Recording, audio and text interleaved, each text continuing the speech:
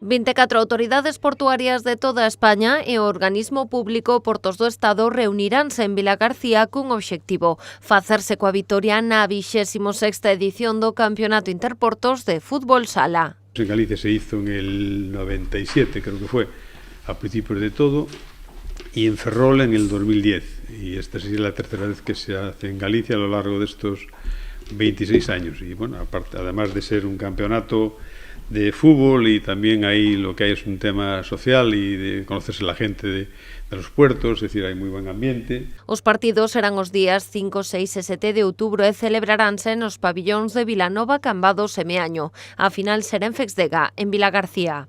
Tengo que agradecerle en este caso al presidente de la autoridad portuaria la valentía que ha tenido, porque no es fácil traer una organización de este tipo aquí, y todo lo que conlleva el acumular o el agrupar tanta gente. Esto está creado deportivamente pero con una estructura básica de siempre, de fases de grupo y después por eliminatoria. Isto da banda deportiva, pero dende a Autoridade Portuaria Vilagarcía insistiron no importante impacto que o evento terá na vila e na súa contorna. En torno a 400 personas que van a estar esta semana en Vilagarcía, pues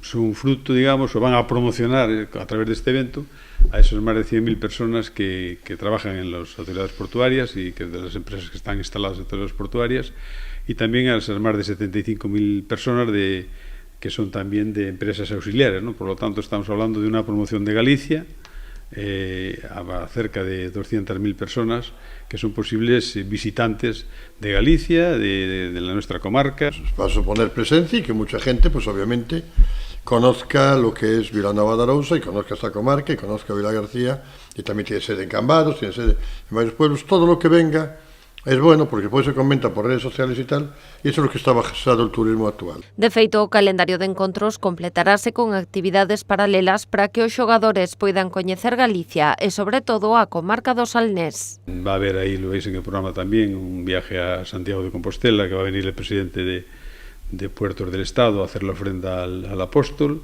que tiene, bueno, es un tema que tiene mucho interés también por parte de la gente en visitaremos toda la ría en un barco, en definitiva tenemos varios eventos, la fiesta del marisco, que también va a estar presente.